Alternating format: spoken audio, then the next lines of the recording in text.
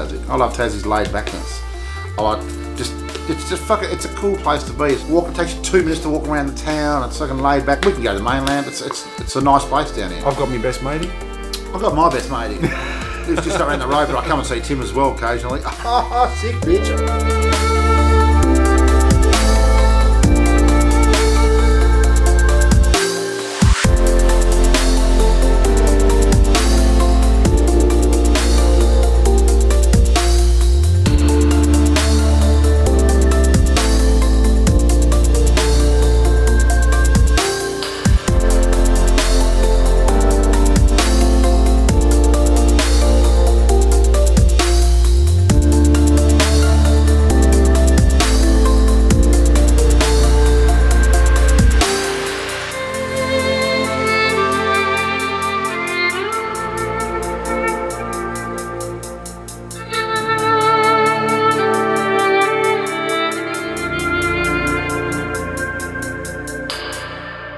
Started singing in a band called Balfour. Part of the band went off to black metal, and that's when I started. That's when I said to Tim, right, you go and buy a guitar, buy a death metal pedal. We're going to create a band, and then we come up with the name M.S.I. through. And if I'm not mistaken, you said to me, you can teach yourself how to play death metal guitar. And I probably did say this, and he did. I moved to Hobart in '98, and Rick was the first Hobart person that I came in any contact with, because I had been aware of his old band Balfour. They were one of the only Hobart bands that ever came to Burnie, and I'd seen him before, and he was quite large when I first saw him, and physically, and then when I saw him at this gig, he was kind of like slimmer and ripped. I'm like, is that Rick? Like, he looks different. And I just remember seeing these two older dudes at the bar and went, oh, they've got to be somebody, because they look like they're somebody. But that's where Russell from Balfour and that came in. I seen him walking the streets one day and said, look, I'll pay you to come and drum for our new band, but which he ended up liking it because we give him a bit of contribution towards the band, and hence that's where M.S.I. started. It's funny because at first Rick was like, who's this guy? You know? And he's like, yeah man, cool, you know, whatever. Like, I'm like, oh, you Rick? Yeah man, you know, like just didn't want to bar me until he heard that I was in Hemlock, and they said, oh yeah, how you doing man? You know, like. Remember we turned up for jam one night and all the gear was out the front door and there was a note, I'm sorry, we don't like the band anymore. Ooh, see you later. We went met you and Tim fucking ripped him a new arse. Everyone's like, what's Rick gonna say? I said nothing. Tim's like, blah, blah, blah. Sucking guts. And then one day Rick's just turned up at my house, and Tim, and they've gone, the drummer and bass player have left, and I was sitting there with my mate Nick, and they go, you can play drums, can't you? You can play bass. Do you guys want to join M.S.I? And we went, I suppose, let's do it.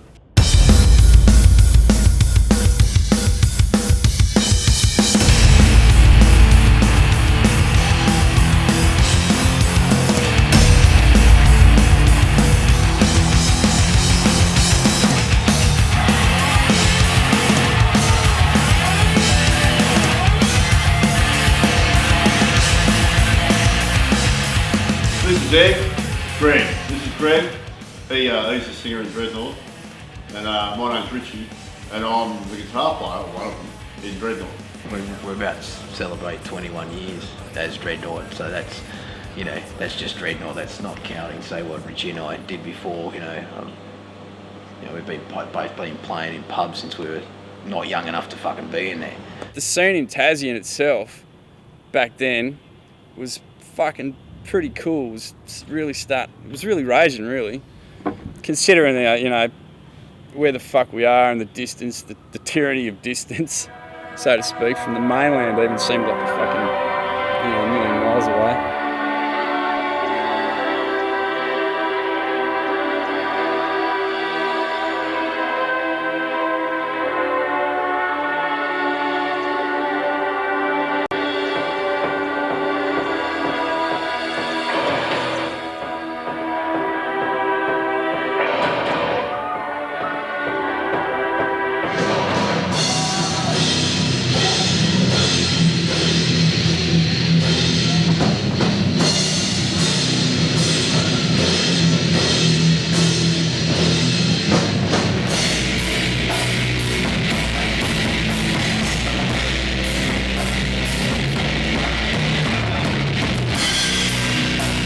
For whatever reason, Damage Factor sort of folded. But I was also in a band at the time called The Organic Kents, which evolved into Fridge. And that we were sort of cranking. That's kind of like grungy surf rock, the flavour at the month at the time, you know. And so we thought, fuck it, we'll chuck it all in. No one had much else going for him. We all trucked over to Melbourne. Went pretty well to a point. Sort of gave up the ghost. But during that time, I hooked up with Egg and Richie Pote from the Surf and Poo Bars, who was also moved to Melbourne. And we thought, well, okay, and Aaron Sudsy on drums. I lived in Melbourne already, because I've lived there for about 6 months. And then Squiz turned up, and Squiz was playing in a band called Fridge. And Fridge moved over there. Well, it was me and Squiz and Suds started off. Yeah, and then, everyone's like, oh, ask Richie to play guitar. I'm like, I'm not asking Richie to play guitar. He's made it quite clear that he doesn't want to play guitar in a band. And then one day he's sitting there just playing guitar as always. Richie used to cook fucking dinner and everything with a guitar and everything. And he just went, yeah, I'll play guitar. And, that was 20 fucking years ago now, so. What did happen there? No, basically I got kicked out. I was having a lot of problems with alcohol and whatnot at the time. And, but I think it was all for the best, really, because they powered on regardless, and I, went different avenues and found new things to fill the void. And then, the Mustang thing sort of happened along. Mangan mung means mang. Mangan, mung, minge, mang. 4 M's. Mangan. You know, I'm fucking that. Mung. That's big pussy, bro. Humongous. Yeah. Mang, which is dude. Mangan mung, minge. Minge, sorry. Vagina. Pussy. Minge. You can't get it right. So mangan, mung, minge, mang.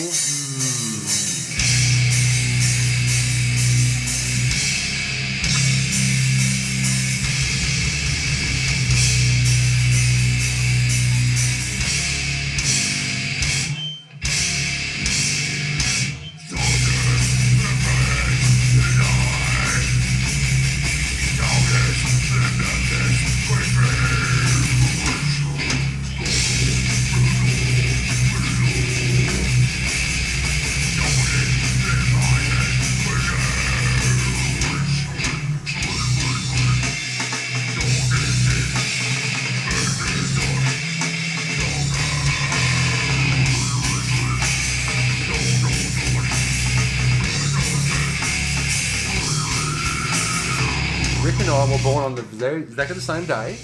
We were born in the same hospital for our 10th birthday. Got exactly the same birthday present. We'd never met each other. We never met each other. We went to the same school. Went to the same school, and we'd met each other once we went to the same school. Yeah. And ended up, we're all massive Gore fans and Slam fans, and now we're in the same band. And what the fuck, man? I mean, we were twins that got separated in the evolutionary cycle. The fuck, man. All this difference is the hair, bro. That's it, man. There's the man. Fucking nigga, man. Towards, as M.S.I's career went on in like the 12 or 13 years that we were around, we, towards the last 4 or 5 years, Rick and I always had a thought about doing a slammier, heavier side project. So, because the last bass player for M.S.I, and he's still today because we are playing a gig in the next month or so. The last bass player was Sam, who is Cheese in Gape. The Cheese. So he was also pretty much come along for the ride with the intention to form Gape. Rick and I also, we knew mates from Lost Hope as well as Lacerta, because all these blokes were looking at doing something a bit more slammier, a bit more simpler than what they were doing with their previous bands. Hence, Gape was formed. Intense hemorrhoids. Here's one of my faves. It's called XY. It's a newie. No, it's not too new. It's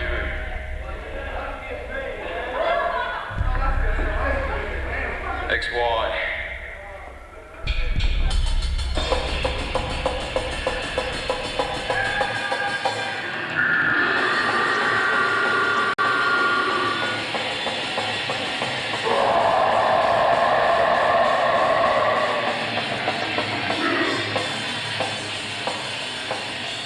I was sitting at home and I was looking at my Intense Hemorrhage tape. Now, I was in a death metal band from Burneyville called Hemlock, and we were all like 15, 14, 15-year-old young chumps just playing metal and loving it. And And like I heard this tape of this band, Intense Hammer Age, and I just was like that's their demo. I think it was '96, the 24 centimeter Makita brand circular saw demo, and I just, when you see people in really fast cars and they're sucked back in their seat. That's what I felt like when I listened to that. Not like I didn't actually get that sensation, but You it was get sucked that. back in your seat. But I got sucked back, right back. My ears were sucked back into my ears. Ears were sucked back into your ears. The dumbest fucking thing I've ever.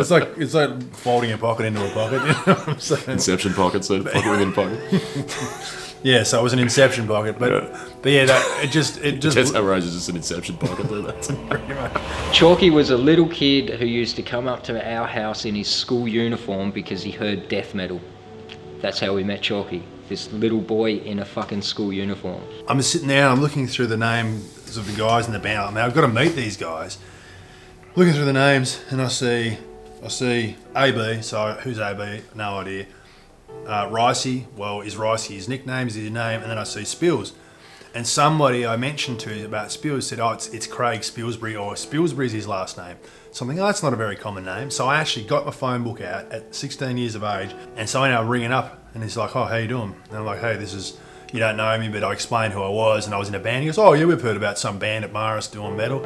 And anyway, I'm like, could I come and watch you guys jam sometime? So yeah, so it was about 96, and we talked for an hour on the phone, and we got on pretty well, and then I went round to their house and watched them jam, and did a few other things while I was there, and it was a good day. And yeah, we became good friends after that, and I've known him ever since. So it's been about 18 years that I've known I him. don't know. I was agreeing with you. I didn't do Yeah, that. yeah, I was like, yeah. Really, yeah, No, they were good guys, I was weren't 7 they? years old at that time. Yes.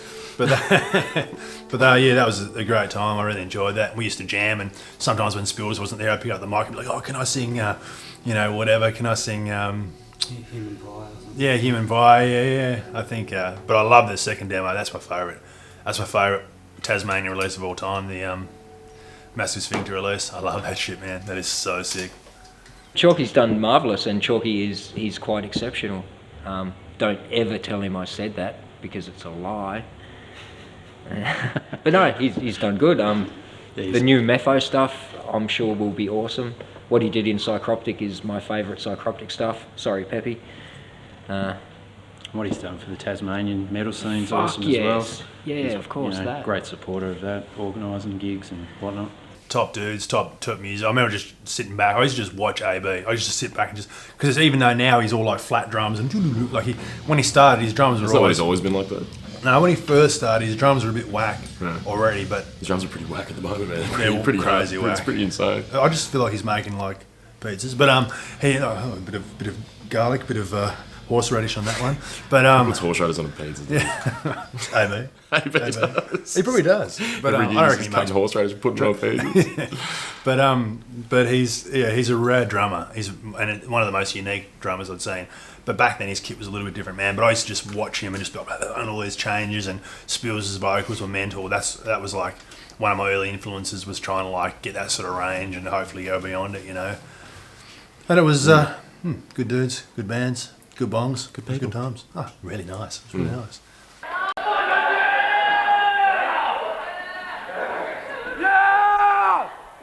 How's all going? Intense Hammer Age are the best band on earth!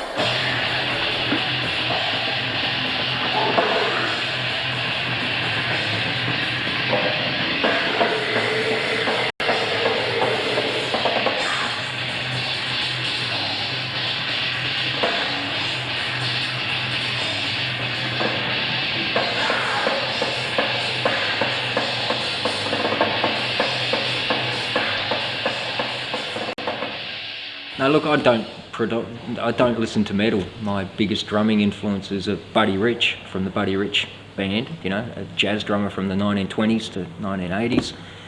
Stuart Copeland from the Police, he's massive influence.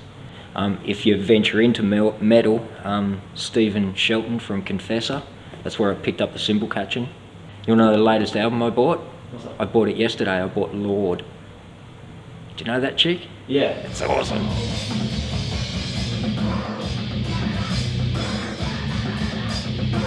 When I started drumming, it was because I met a guy who introduced me to the Buddy Rich thing. So I always had that going on. joining the metal band, I started to try to copy what I was hearing, and when I could actually play, fusing that with the jazzy stuff. I remember the drummer from a band called Vaginal Carnage, when they come down and played, he said, "I don't want to go out there, it's like playing in a drum clinic."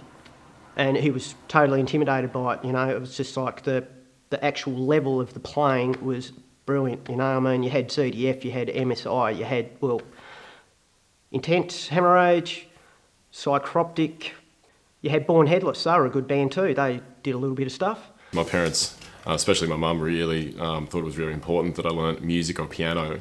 From when I was really young, I didn't really keep it up, but probably from when I was about 5 or 6 till probably about 10. And then I ended up playing in a couple of like inter-school bands and stuff through my primary school. And at about high school, I started playing drums because it was just like nothing I'd ever seen or done before, really. And it was, to begin with, I really started enjoying it. And then it started getting harder, and I started, getting a bit deterred away from playing a lot of the jazz stuff and a lot of the Afro-Cuban stuff that my teacher was pushing on me at the time. I met Benny, the guitarist at school, and he kind of introduced me to a lot of the heavier metal stuff. From that point before that, I'd only heard like a lot of jazz albums, like Mahavishnu Orchestra and stuff that was heavy in its own right, but nothing like metal.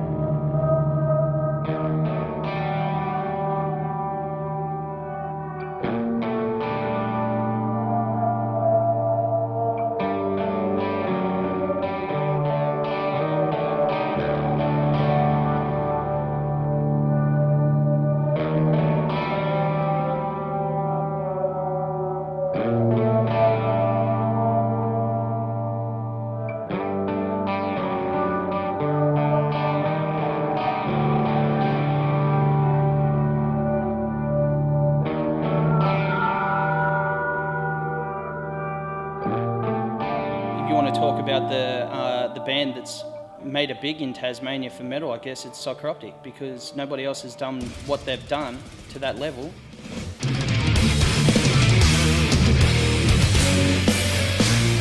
Psycroptic have to be, the best death metal band Tasmania's seen for years and years. I thought they put on a fucking great show. Psycroptic have proved that you don't have to necessarily leave Tasmania to take your music to the world. Musically, they're fucking insane.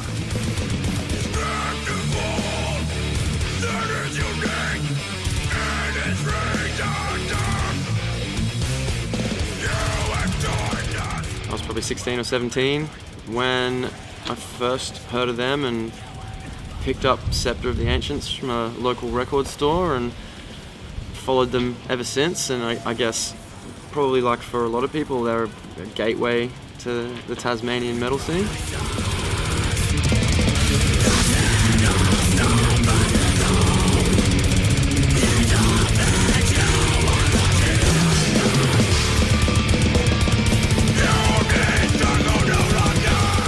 Psycroptic formed in 1999, and all we really wanted to do when we first started was put out a demo tape. That's all we wanted to do. Like, one day we can make a demo tape, and we might even be able to play Melbourne. We might even be able to play the mainland,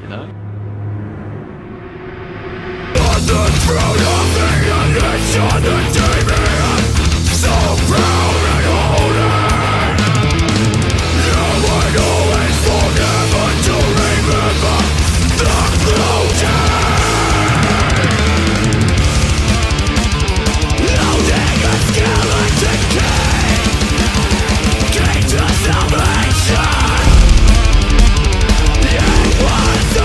First and foremost, we're a bunch of mates that enjoy hanging out, and it just so happens that we've got a common interest in music.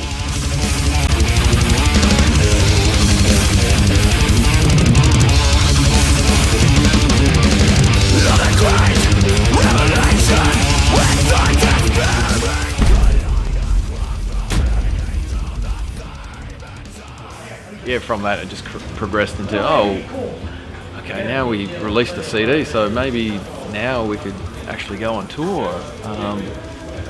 Might be able to play 2 shows in a row, and just every time a goal was set, we were like, fuck, well, we set a goal and we could achieve that goal, so why don't we set another goal and see if we can achieve that goal, which just keeps snowballing into more and more crazy ideas.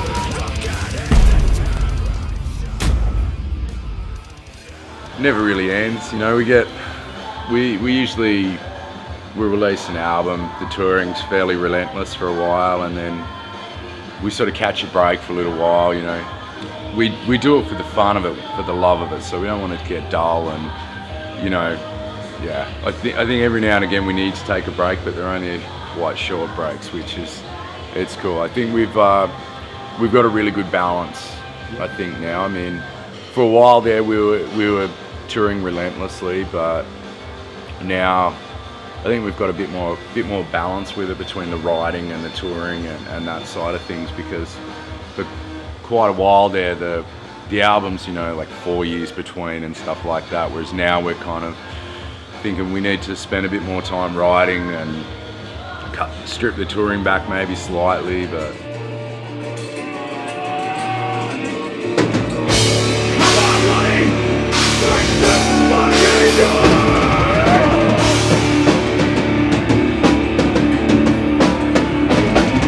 Myself and Joe were playing in a band called Disseminate, which was, I guess, kind of black death metal style band. We thought we were, you know, kind of a relatively well-known band because we were playing Hobart, we were playing Launceston as well. So at the time, I guess musically we wanted to try something a little bit different. So Joe wrote a whole bunch of new material, which didn't fit with Disseminate. Myself and Joe demoed all like about 5 or 6 songs up, and our original vocalist Chalky, we knew he was a vocalist from up north, played in a band called Hemlock from Burnie. Yeah, it just came about that we said, oh, we're starting a band, do you want to do vocals? So once Cam had learned all the bass lines to all the songs we had and Chalky had written lyrics to it, we just went straight in the studio and recorded our first CD, Isle of Disenchantment. Got to Hobart, didn't know anybody, was studying audio engineering, and went and saw this band called Disseminate, which was Dave and Joe's from Psycroptic's first band, which had a different singer, obviously, and a different bass player to Psycroptic. And yeah, I went and saw them, and I thought they were pretty good, actually quite good. And I just remember having a conversation with those guys, and I don't remember this that well because I was pissed, but a guy, Dave, always reminds me that I said something like, yeah, your singer's alright, but you haven't heard me yet. That's what apparently I said, and that's really rubbish. Like, I hate to think that I would ever say something like that, but you know, at that age, I was 19 years old, and probably thought I was pretty awesome for some stupid reason, like most 19-year-olds do. And yeah, I probably said something like that. And anyway, that might have got their interest up at least. And yeah, I had a couple of jams with them on some new material they'd been writing, and obviously they were suitably impressed for whatever reason. And it worked well. It gelled really well. And we said, let's make a band out of this. And then pretty much, instead of Disseminate continuing, that disseminated, and Psycroptic came about. On our Dream to Serenade CD, which we released independently, we decided to do it as a CD DVD. Jason Peppiott, who of course we all know is the vocalist of Psycroptic nowadays, is our bass player on that. Me and Peppy used to live together at times. I used to travel back and forth to jam. Yeah, that's right. Oh, funny stuff used to be. A couple of times we got halfway to jam, thought fuck it, we bought a car and went back home. Crook Chalky, the car's not going. Chalky's going to watch us and go, you can't. Yeah, so that was so yeah, buy it. Go get our CD and DVD. You can watch Peppy play bass. Not bad bass. Looks cool.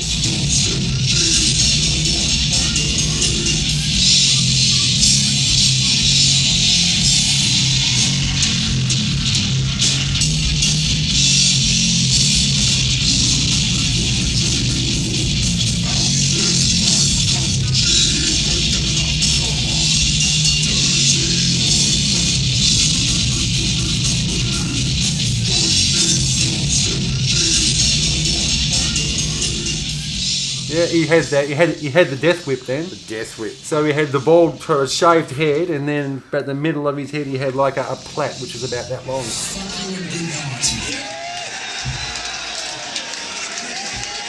Thanks, people. Psycroptic. Get some of that in you. You got to be friends. You got to get along. You got to enjoy each other's company, you know. And I think we do with the band, and that's why things work so well. I think first and foremost, you know, we're all very like-minded individuals. The friendship thing and that I think is going to come first, rather than, you know, we've got to keep this machine rolling, we've got to keep touring and progressing. It's like, it's not that at all. It's like, if we don't do this for money, you know, we'll have to have jobs at home, and we've got commitments at home, so it's like, fuck it, we don't want to make your personal life difficult for you or have you lose your job or whatever. Me and Dave have this conversation every now and again. My two most hated drum beats in the entire world are Dave's two favouriteest drum beats. So let's just leave it at that. Dave's awesome. But he plays beats that I don't like. Dave. We never thought, you know, touring with bands would ever be a possibility, because that was what the professional bands do in the magazines. But then, you know, a couple of years later we're touring alongside some of the bands that we saw in the magazines, and it's always a bizarre feeling. I always get fanboy, you know, fuck, that's the guys from Cannibal Corpse. Yeah. Shit like that. And just, you know, 10 years on, we're friends with the guys, we know all the guys. Oh, I had breakfast with them a couple of weeks ago in Indonesia, but it's still like, fuck, it's Cannibal Corpse, you know? So it's always weird. One of the most, I think, influential and prolific figures in Australian metal. Lives in Melbourne now, but obviously he was from Tasmania to begin with.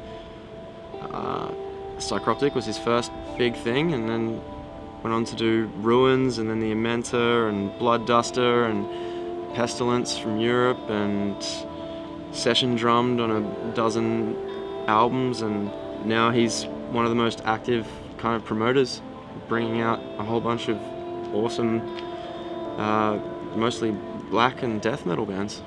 Being from Tasmania is just makes everything, I guess, grander. It seems everything's got a more grandiose sort of vibe, if that makes sense. It always blows people out when they hear we are from Tasmania. It's like, fuck, does that place even exist? You know,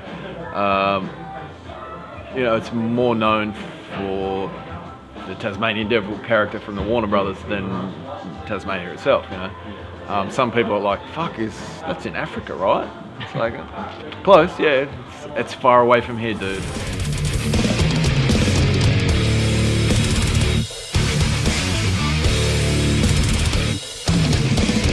The Australian metal environment would be quite different if Dave Haley hadn't done what he does and continues to do.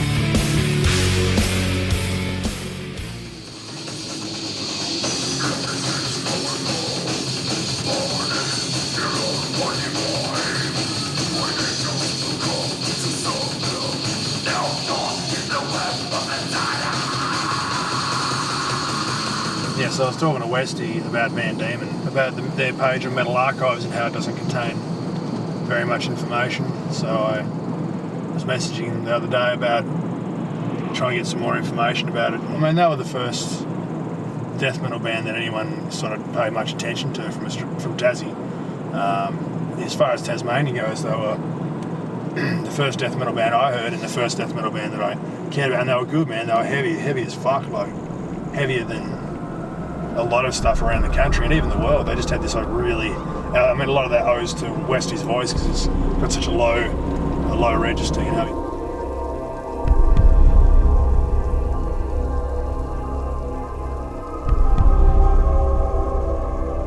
I was approached by Van Diemen at a concert at Night Moves. Yeah, we recorded a demo, released it in 1993, just self-titled Van Diemen.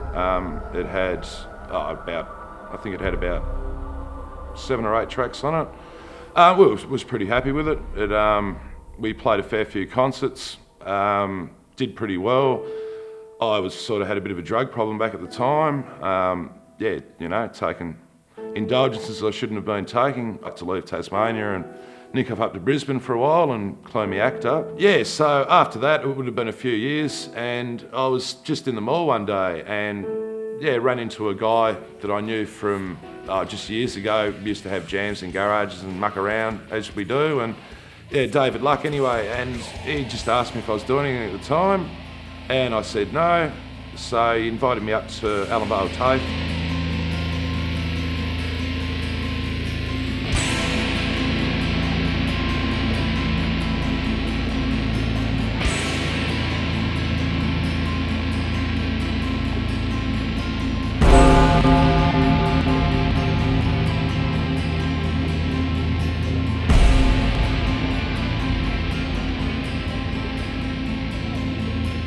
So after we released our second demo, we thought, now we've got a full lineup, we should do a gig somewhere.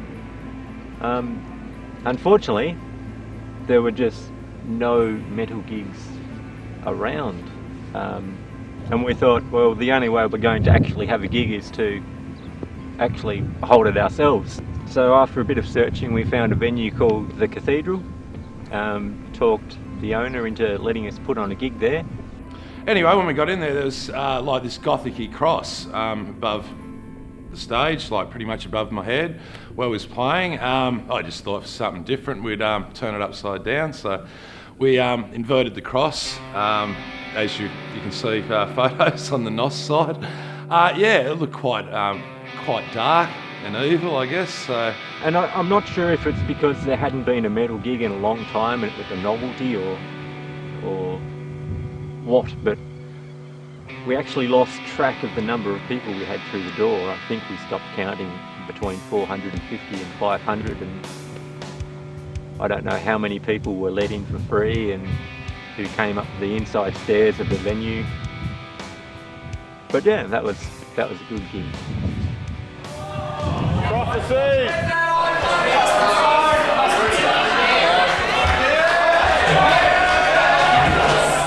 Okay, this is the human condition.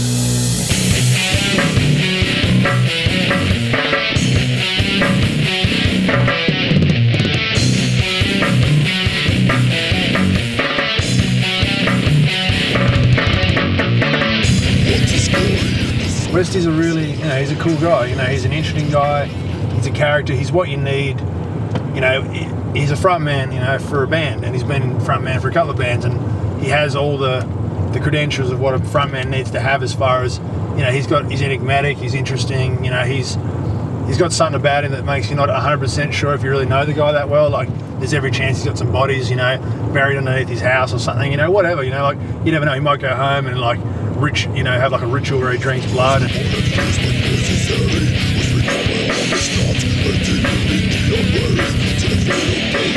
All the guys are cool in the band. Dave's a good guy, and he's been a part of things for a long time.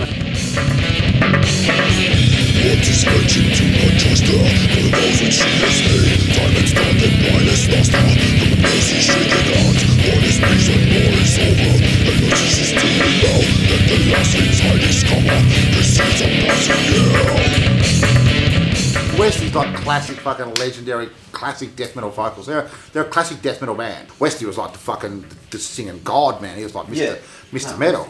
What's the video clip? Destroyer of all woe? Consumer the of consumer the woe. of the woe. That's right. As the sea reflection incessant, bubbles gliding under ice. Bodies forth in evanescence, there's some strange and no device. Our drummer was once dared to wear ladies' bike shorts to a gig. He went out and got a pair of ladies' bike shorts, and that's what he wore to the gig. And it's progressed or regressed from there to the point where I think the last gig he wore a yellow bikini, much to everyone's disgust.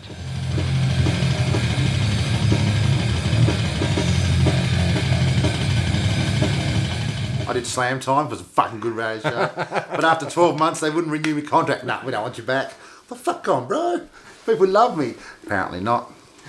We had good times doing that. Oh, great slammy rock. Remember we used to put on a 15-minute song and then go outside and smoke bongs? Tim did that. Was that what you did? I didn't do it, man. Plug me into Tasmania. Fucking good times, bro. Remember, we used to play fucking cruddy, fucking 20-minute black metal songs and let him. We got to mix it up for 20 minutes. Fucking great. Oh, good times, good times.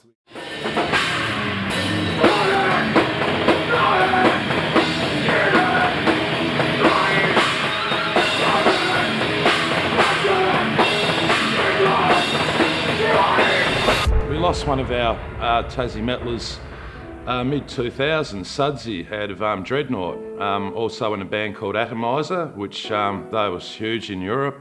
Oh man, it was a terrible shock. Aaron Subtle, yeah, great guy, gifted drummer, fucking all around swell Tasmanian fucking dude. Sadly missed, gone too soon and all that. But yeah, fucking love you, brother. Sorry you had to fuck off like you did, but shit happens. And yeah, great guy.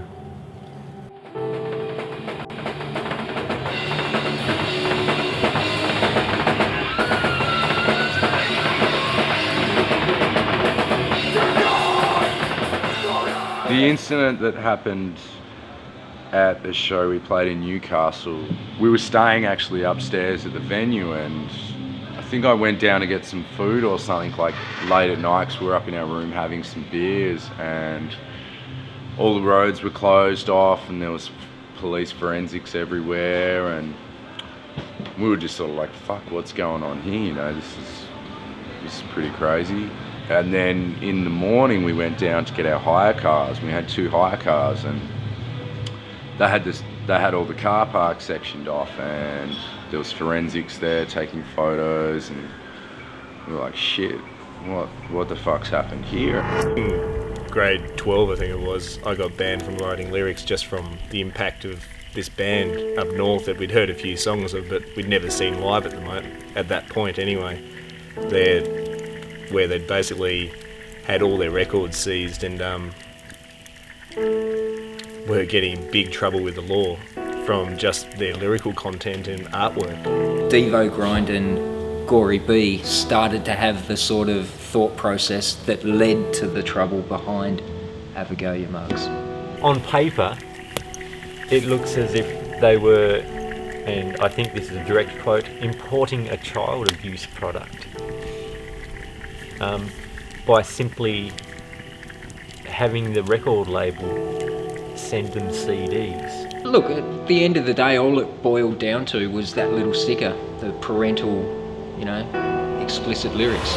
We went and spoke to one of the forensics and said, you know, there are 2 hire cars there, and we got to leave, but what the fuck's happened here? And they said, they told us that there'd been a murder pretty much between our 2 hire cars. A fight had broken out at the show, and these guys were really drunk, and one of the guys got in his car and ran another guy through a shop front and killed him. So that was pretty fucking crazy times. Probably the worst thing I think that's ever happened when we've been on the road. So, you know, it's sort of not a good feeling knowing that 2 people came to your show and didn't get to go home. You know, customs, every 200 odd parcels that come through, they have to randomly open one.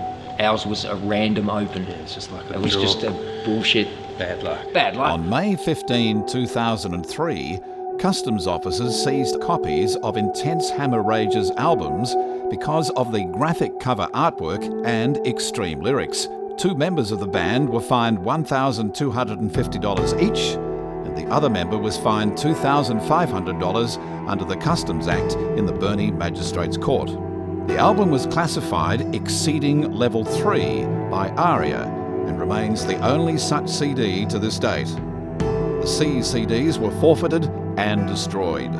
Literally, it was a kick the door down, guns, fucking... It was... Basically, when they came to my place, we had forensics there, digging up the backyard looking for bodies. They thought they'd busted a massive underground pedophile ring, is what they were calling us. So literally they had me and my girlfriend on the ground, ringed around us with guns in full SWAT gear, while cunts went outside and dug up my backyard, dug all out under my house. They were seriously looking for dead people. They didn't look in the fridge. No, they took my computer to check that for illegal stuff. All your kiddie porn? Yeah, which of course they found nothing. They gave that back eventually. I didn't get any footage of our stuff back. They had like the original DAT tapes and all the studio footage of all the albums that we recorded. They took all that and destroyed it.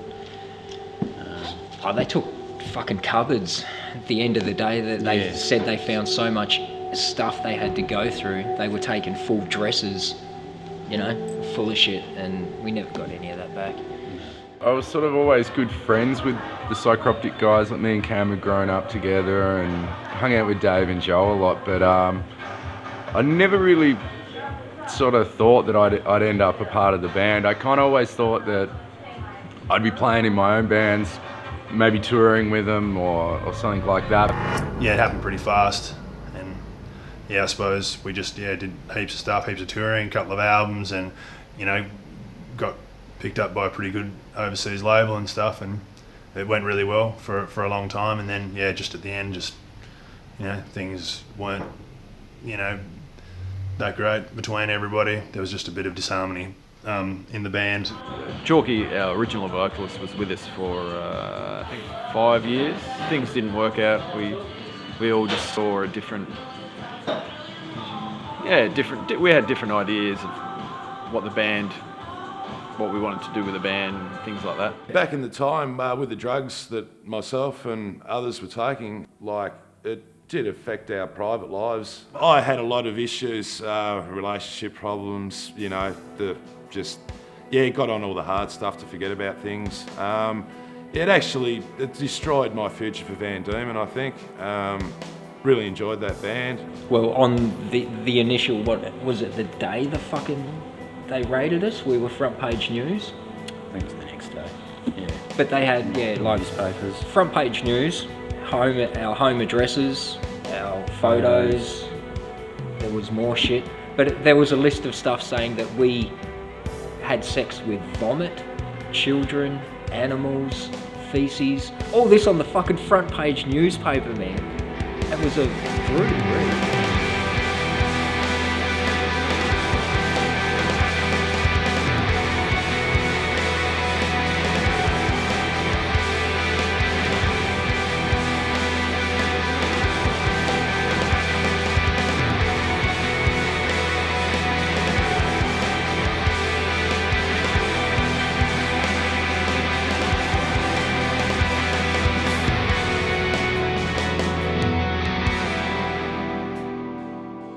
There's all these differing reports. I quit. They kicked me out.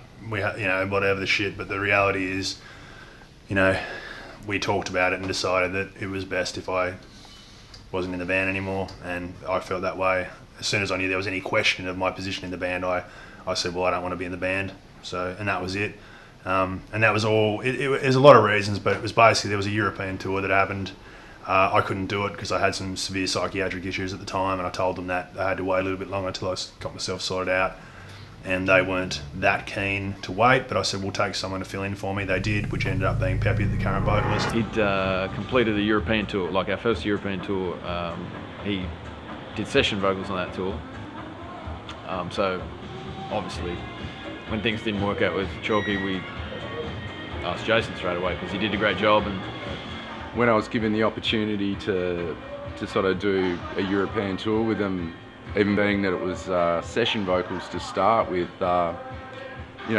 jumped on board. It was a lot of hard work and a lot of money and time invested in it, but it was a great opportunity. And then when I got asked maybe 4 or 5 months later to become a full-time member of the band, straight away I jumped on that opportunity as quick as I could. I've been clean now for over 10 years, which is great. Life's a lot better without drugs. I think a lot of artists that do use heavy drugs just burns you out too quick in life. A lot of people didn't make it, a lot of people died, a lot of my friends OD'd. So it's sort of a dark time in Tasmania. But we've all grown from that. One of the lead policemen had been fucking his missus. She happened to be a journalist. So he said, what we're doing tomorrow is we're going to bust this fucking pedophile ring. She went back to work and started writing the story. So that's how that happened. So when we started going to court, that came to light. He got removed from Burnie down to Hobart. She got fired from the Advocate and went over to the Mercury. Is that right? Yeah. And from then on, there was two sides. The Mercury just fucking slammed us flat out because she was obviously bitter and ugly and her vagina leaked.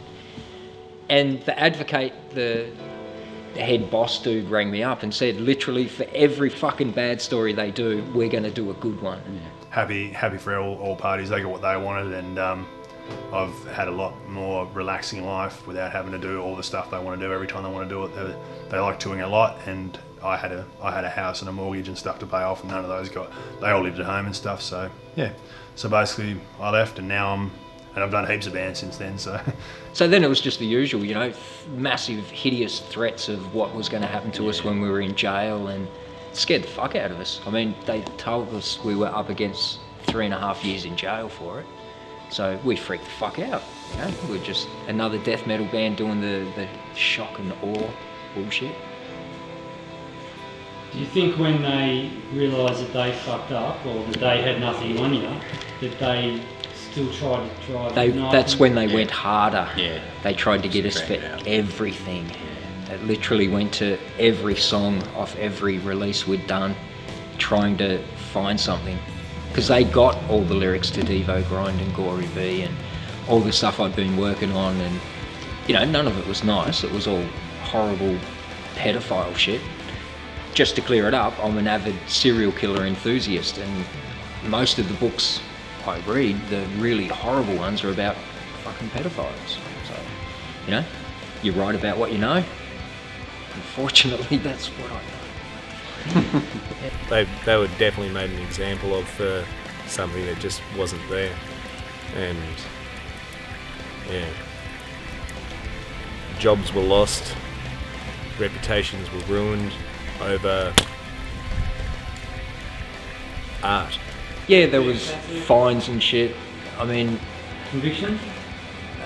I'm a registered sex offender. I don't know if I still am, but at the time, I don't know if that was literally for the 3.5 years that we were supposed to be doing jail time. I don't know, I don't care. But I was working at a local college at the time, so I lost my job. What happened to you? Yeah, I lost work as well.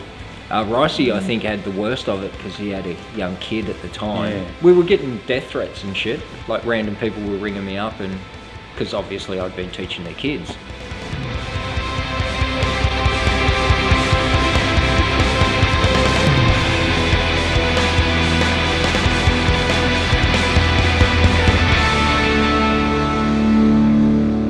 I always think about the world and the way it is and the way it functions and all the problems with it and all the good stuff with it, and the best parts of it, you know, are pretty much nature and the way it all sort of, you know, flows, and I love it. I feel like, in a way, that when you make music, you're sort of channeling something beyond yourself, which kind of might be ancient or it might be not, or who knows. I mean, who fucking knows where music comes from and how people imagine it, but it's a pretty amazing thing, and you know, it's part of nature just like everything else is. So yeah, I feel super connected to nature. I always think about it, and often when I'm even writing music, I'm imagining a particular thing.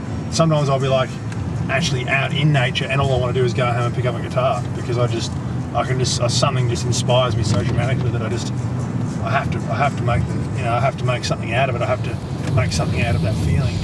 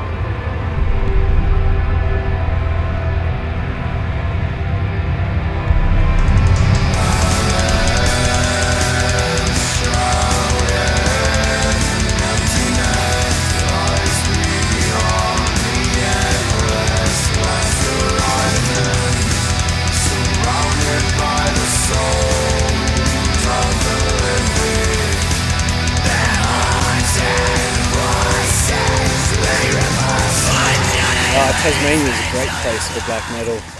It's small, it's isolated, we've got the perfect weather, we've got the perfect environment for it.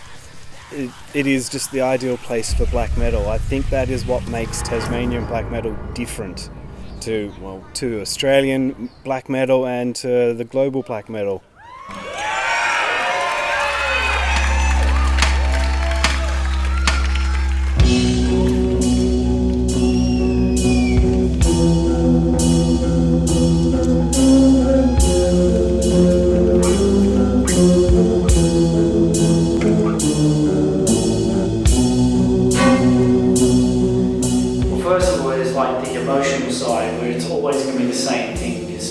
Catharsis, emotional expressionism, it's depression, hatred, anxiety, misanthropy, self-loathing, as well as hating mankind in general.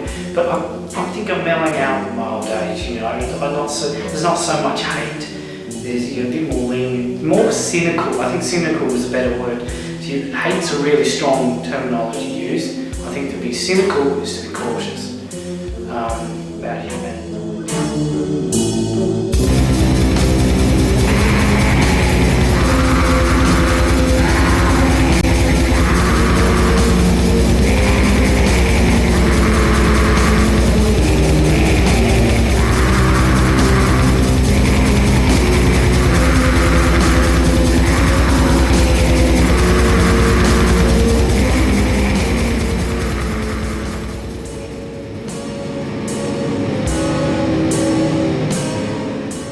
He's a misanthropic bastard, and he seems to enjoy being that way. Does his music for himself. Other people like it, that's good. To begin with, people didn't like it, he still didn't care. He does his music for himself. There was a time where I listened to my stuff and I could actually be a part of that world and enjoy it. Nowadays, I don't want to be associated so much with it. I like to have a distraction and listen to something completely brutal stuff, Mortician, favourite death metal band. I mean, I love black metal, I listen to too much of it, but I also do enjoy lots of other styles of music. I started out just in the most primitive possible way. It was basically just, from the word go, spiritual catharsis. It was just a way of releasing so many emotions that I could not probably get across to people in a normal way. It's my only outlet of expressing myself. Hence the early stuff was really full of angst and so much aggression and hyperactivity and all that kind of stuff.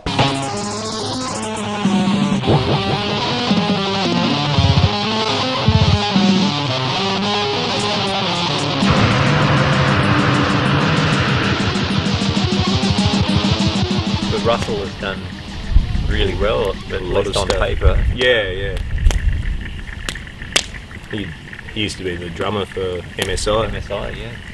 One of the best drummers in Tassie, end of the day, as far as metal goes.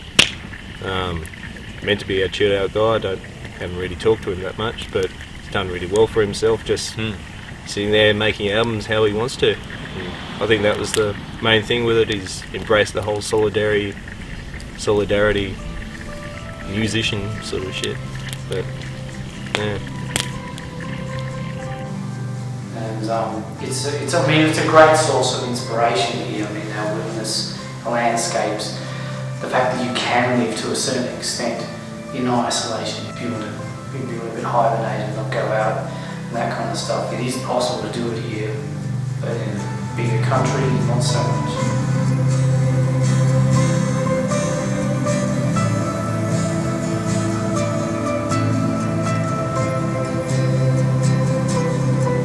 Sinana would like to say it sounds like forests, and in some ways you could say it does sound like forests. It's not your angry black metal, it's not aggressive, it is tranquil in its own way.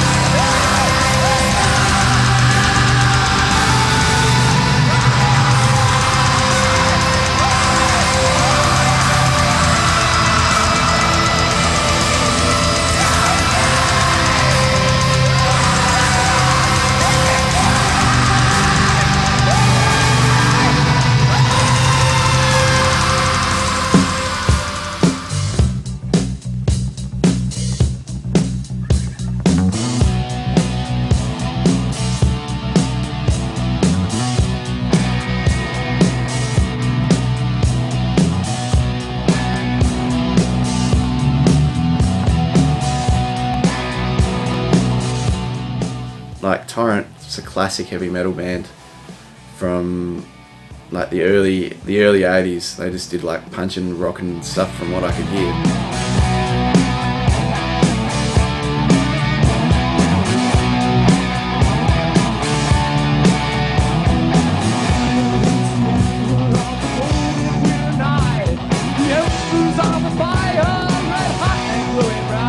I think I only know the singer Neil, and he's part of the furniture at the pubs. You know, he's always there. Just sits there in his beanie, gives you a thumbs up as you walk by and stuff like that. But yeah, they did really well, doing really well all over Australia in the 80s.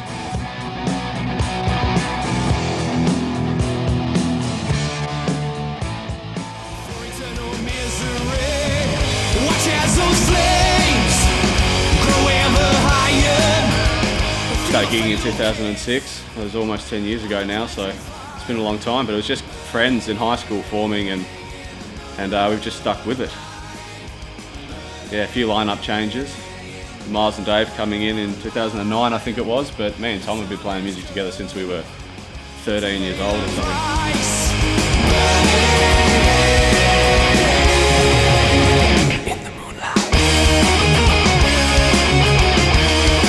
Yeah, when I first saw Taberah, the Trout, like it was the most like thrashing, intense thing that I'd like seen from Tassie at the time. It was just like awesome. Now it's like you know what they are. You know the style, and they've really kind of nailed what they want to do.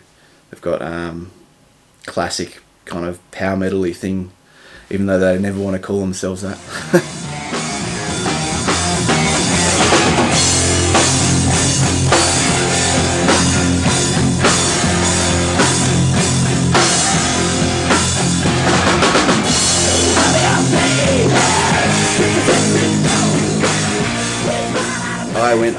I saw them when I was maybe 16 or something like that. I was definitely in college, and they were definitely in college, and it was mental. Like there was 200, 300 people, like kids mostly, like watching them, but like it was a wall of people going absolutely apeshit for these guys. And what they did, they just cranked up every knob on their amps, and it sounded like shit, but no one cared. It was awesome. Kyle, yeah, he's good. We've sort of had parallel kind of lives, really. Like we sort of would butt heads a little bit because we just both had gigantic egos. Like we were just kids, you know, in rival rock bands. It was like an inevitable thing, but we sort of just taken different paths, but sort of stayed parallel. You know, he's got kids and a wife and stuff now, and I was sort of playing it fast and loose. But I don't know, the older we get, the more we just sort of calm down, and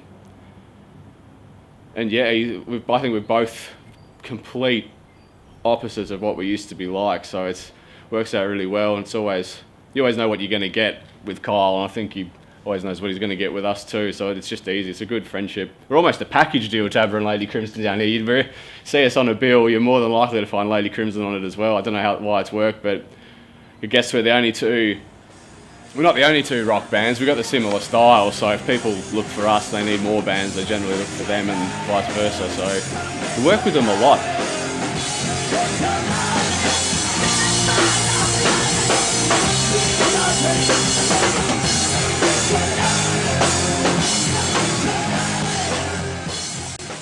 Chalky's now doing his debut solo gig on a SpongeBob guitar. I want to showcase the best guitar here, and I haven't tuned it up properly, right? No. So this is a little song that Sam and I wrote did we? a few weeks ago. Yep. You ready? Yep, just start with it. It's pretty good.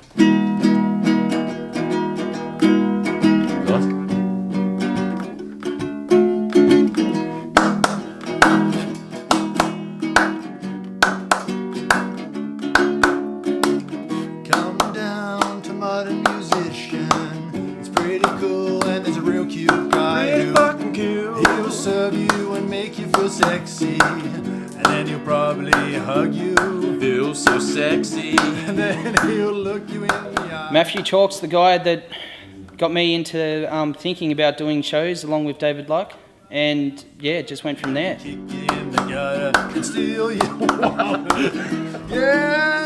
I was talking to Dave on the internet, and we were talking about how bare it is, and yeah, it just got to a point where there was nobody promoting. There was nobody even promoting their own shows when they were playing. And yeah, it got to a point where we were like, well, somebody's going to have to do something. And I wasn't working at that point. And yeah, I was like, well, you know, give me something to do.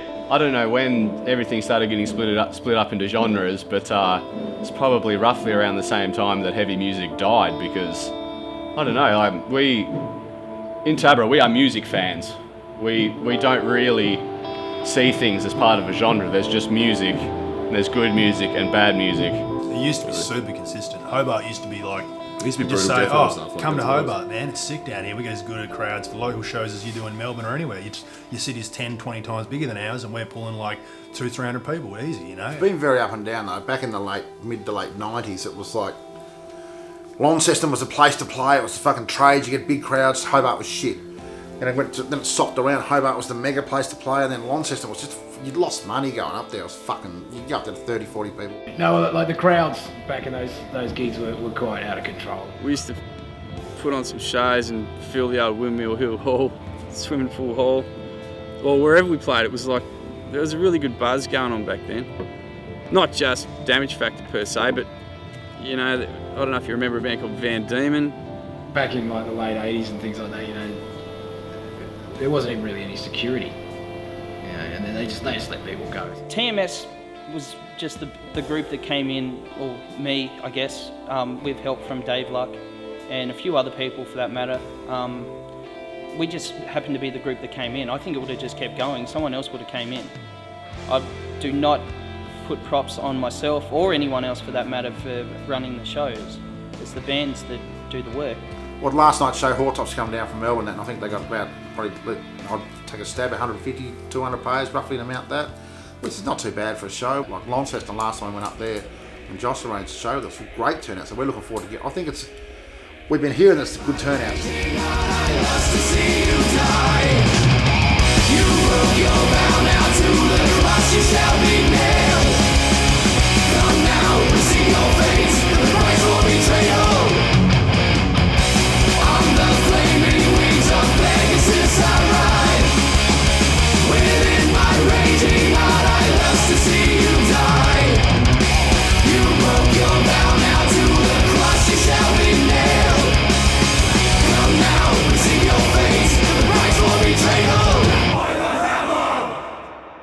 The Tassie scene, I mean, over recent years, I think as I've got a bit older and, you know, sort of got a lot more personal commitments with family and stuff like that, I haven't been as involved as what I used to be. You know, when I was sort of younger and playing in more bands and stuff, I was always very involved with the local scene, but the scene down here has always been great. I mean, there's always been a lot of good bands, a lot of talented musicians, and it's really good down here because, you know, everyone's really tight-knit, everyone's easy to get along with, always wanting to help each other out. You know, you don't see that in a lot of scenes around the world. I mean, a lot of them you hear about, oh, this band hates this band and this and that. But down in the Tasmanian scene, you just get none of that. There's no egos, there's no attitudes, there's just no bullshit, you know. It's a bunch of dudes that playing the music that they love and they want to have a good time.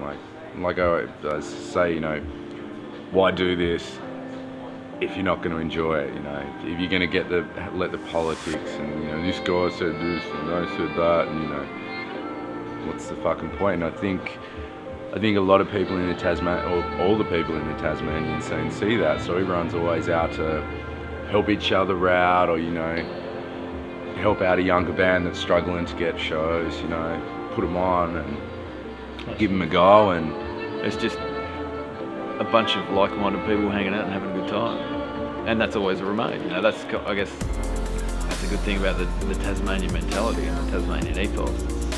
It's just everything's nice and casual and no egos. There's no band politics. There's no bullshit.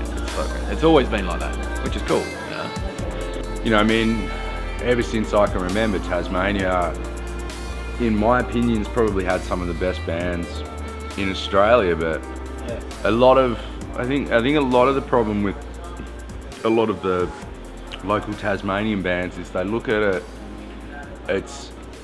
from a point of view that we're from Tasmania, you know, we're this little island on the bottom of Australia, and they don't push it to try and get out and play mainland Australia, and you know, so they sort of, it's almost like they doubt themselves a bit, and they think, oh, you know, how are we going to go over there playing with all these other established bands and stuff? But it's like, well, every band's got to start somewhere, and it's a shame a lot more Tasmanian bands sort of aren't prominent players in the Australian scene, because I really believe that a lot of the bands that have come out of Tasmania really would have been able to make it, or could still make a good go of things, you know, in the Australian and even the worldwide metal scene.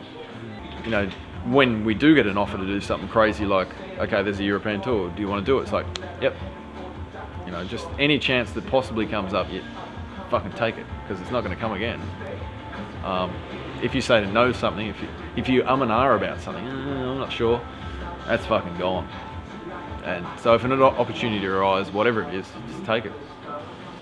Tasmania's got some pretty cool stuff going on, and I think that just because you're from Tasmania doesn't mean you really have to sell yourself short as a band, and I'd love to see more bands in future go the way of Psycroptic, and just, who cares that you're isolated, like, tour the world. Like, I think Departe might be the next band to really take off like they have. They seem like they've got the dedication and the songs to do it, so fingers crossed, I guess.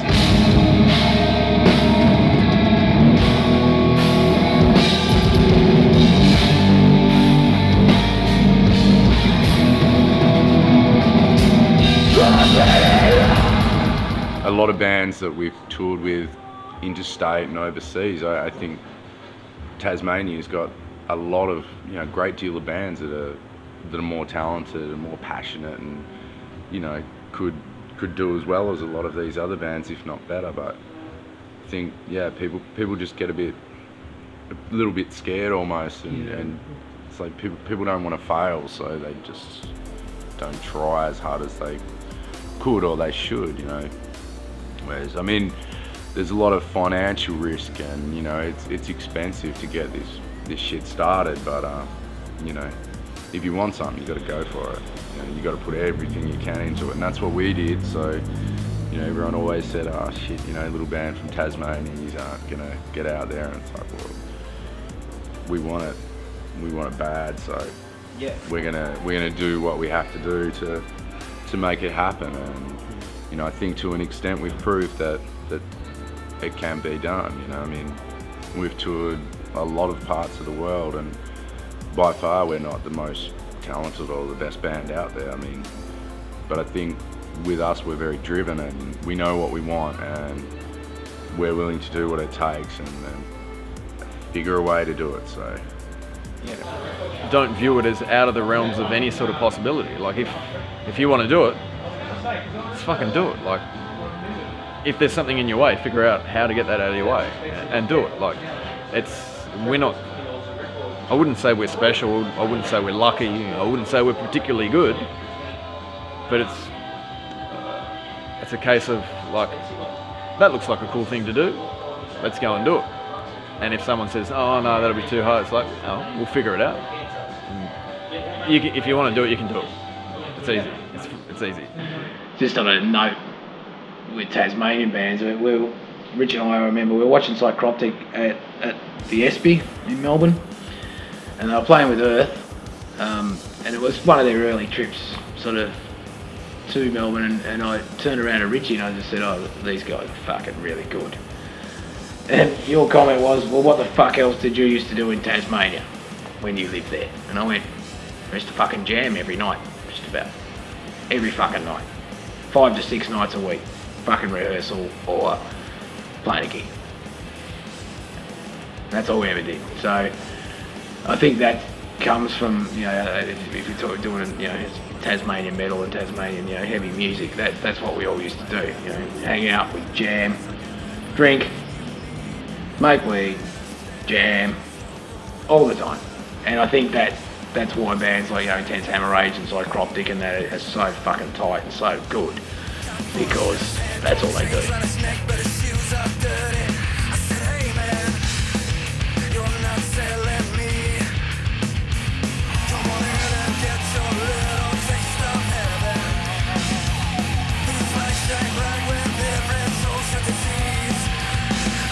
We were all taken aback actually when we first moved there as to just how well received we were and how many people just how well received we were. Like, we thought we were going to struggle. I mean, it's a struggle. I'm not saying that we're fucking a cut above the rest because we come from Tassie, but just being down here in its own secluded little realm, it's a fucking hotbed, man. It's like a fucking, perfect breeding ground for just extreme motherfuckers to do whatever the fuck they want. Look, Tasmania has an awesome scene, and it has to be seen to believe. I think per capita we have the best bands in Australia. Most bands that come down here come down with zero ego. The few bands that do come down with an ego just get washed away anyway, so it doesn't really matter what they have to say, but the bands that come down with no ego will tell you that Tasmanians are passionate about the metal. It's great that there's been some bands in Tassie like Ruin, Psycroptic and myself who've just stuck it out as Tasmanians and now become proud, metalers from Tassie, not had to go to the mainland or America and what have you to. We've stayed here and we've stuck to our guns and what we do and managed to have a breakthrough metal scene. Goes to prove that the Tassie bands are on the map now. We've had a strong fucking scene here for a long time with some great bands that have often gone under the radar. It's never-ending music. It's never-ending. Never give up. Never think Tasmania's too small, because that's why we're still around. We want to make it massive. We want Tasmania to be a massive metal state. It's hard to avoid the all-pervasive fucking power of metal. It sort of takes over everyone at some stage and some level. There's a really close-knit community of musicians down here, so it's really easy to get around and talk to people and organising gigs and stuff like that. We put on great shows, all the bands give 110%. I guess, I'm surprised that they do have a fan base at all, and thank you for the support over the years. So anyway, stay cool and fucking stand out. Yeah. Every time I step off the plane back in Tassie, you just... the fucking air, everything about it. I mean, you've got a lifetime's worth of childhood memories and shit as well. Nothing's ever going to take that away from you. It's a fucking magical place, Tasmania, I'll tell you that.